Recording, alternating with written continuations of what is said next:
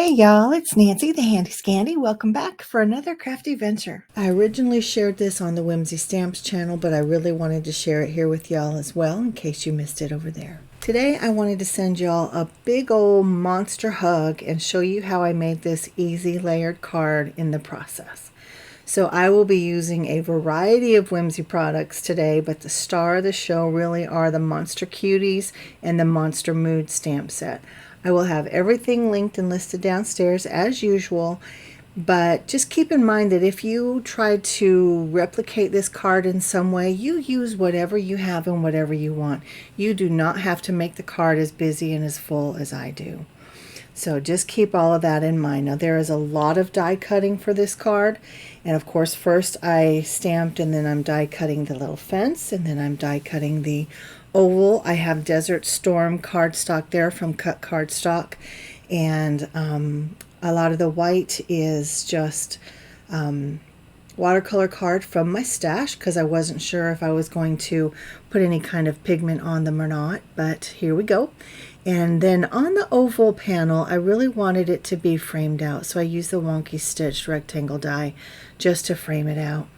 And of course I cut out all the trees and the words and just all of it, and it's all ready to go. So now I'm stamping out my cute little monsters, and they're absolutely adorable. I mean, I can't get enough of the monsters right now, guys. They're just so stinking sweet. I love them so much. Now I will be coloring them up with my Olos here in just a little bit, but before that I want to do a little bit of my Down and Dirty ink blending to create this sky. So I like an odd colored sky. I really like a yellow, but I kind of like green too, and then the green and blue just struck me today as I was making my card, so that's what we go with. I have peeled paint and I have Stormy Sky, and again just the Down and Dirty ink blending. I don't worry about a beautiful smooth blend. There's a time and a place for that. It's usually not going to be on my projects. That's just the truth of it. But I'm just going back and forth and adding layer upon layer till I get the intensity that I want. And you saw that I was auditioning my oval frame so I could make sure that I was getting the color where I needed it so that it would actually be in the frame. And so now it's time to color, and you can see that I'm using my Olos. I only color this little guy for you, and the first, I don't know, the first minute or so is in real time, and then I bump up the speed because of course I want to be mindful and respectful of your time. And I am no colorist, but I know a lot of people like to know some of the details anyway, and they like to see some of the process, at least some of the process in real time. If you want to see all of them colored in real time, let me know, because I still have the footage and I can always put together a video for my channel. Just let me know that downstairs in the comments, and if there's enough of a demand, I can surely make that happen for y'all. But I just want to tell you the colors that I'm using. I have, it's the RG, which is red gray 3, red gray 5, and red gray 7. So if you guys are familiar with the Olos, those colors might make sense to you. If not, I guess the coloring system is very similar to a Copic, at least that's my understanding. But I have warm grays, cool grays, red grays. I think that's all I have. Warm, yeah, warm, cool, and red. So, but they're very fun. And look at this little guy. So I use the 3, of course, to color the whole guy, and then I'm coming in with the 5 just to add some of those shadows, and then I'll come in with the 7 just to add a little bit more depth. And now when I blend it out, you'll notice that I'm not coloring in like strokes. I'm really using more of a dabbing or a dotting technique, and to me that makes it a little bit more mottled, like there's texture or fur. And I use a similar technique, oh gosh, it's been some time ago now, when I did one of the voodoo doll cards, and I had said that I would get back to you guys on how I did that, and I never did, and so my apologies. But that's exactly what I did, was I just kind of dot the tip of the marker and just kind of buff it out, if you will, instead of blend. It's just kind of a buffing. I don't know if that makes sense or not, but yeah, let me know downstairs if you want to see something more detailed, and I can definitely make that happen for y'all. But for now, this is how he's going, and I think he's adorable. You can see all the shadows on the left, and then that means the light source would be over on the right, our right anyway. And I don't really worry too much about light sources and that kind of thing, but it just made sense to me on this one. And now I'm using one of my, is it a yellow orange? No, it's an orange red to do the horns and the little spikies on his head and his tail. I'm guessing he's like a dinosaur and it probably goes all the way down his back, but I don't know.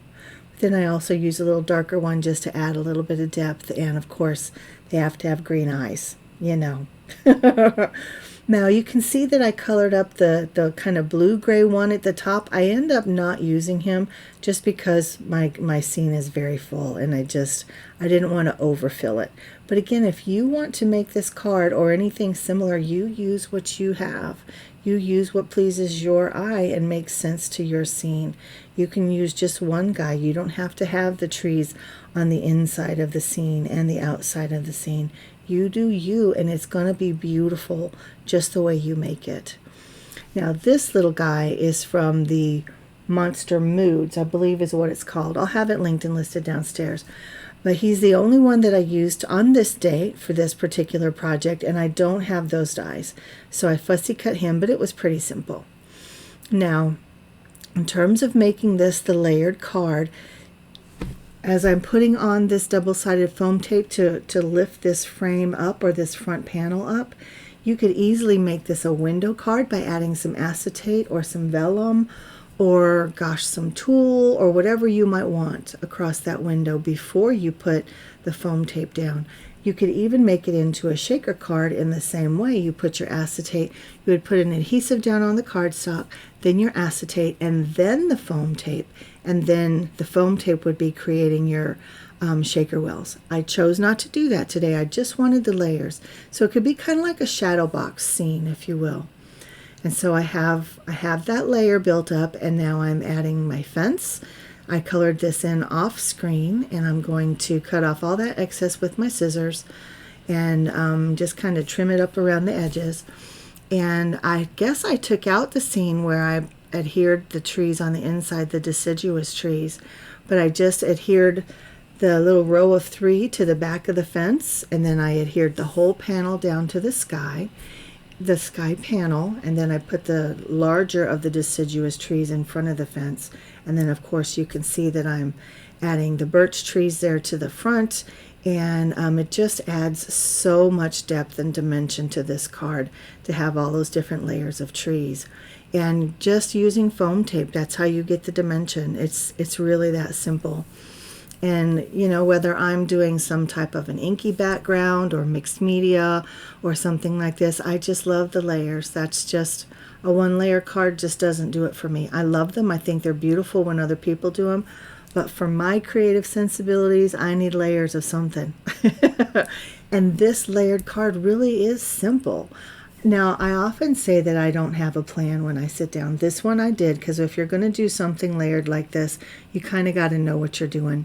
That doesn't mean that things don't morph and change and look a little bit different in the end than it did in my head, because that definitely happens. But yeah, it really is not that difficult.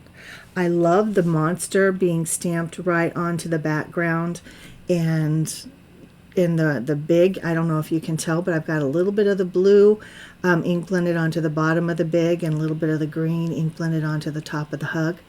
And do you see the little fuzzy guy hiding and peeking in the trees? Isn't he adorable?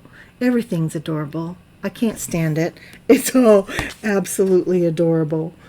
But yeah, like I said, guys, it looks more complicated than it is, and I hope that the way I put it together and allowed you to see all the steps, I hope that that makes sense to you as well. As always, if you have any questions, any comments, any concerns, or just want to chat, drop that downstairs in the comments section, because you know I love to engage with y'all down there. And again, big old sloppy, messy hugs and kisses to y'all from me. Thank you so much. Until next time, this is Nancy, the Handy Scandy. Mwah! I'm out.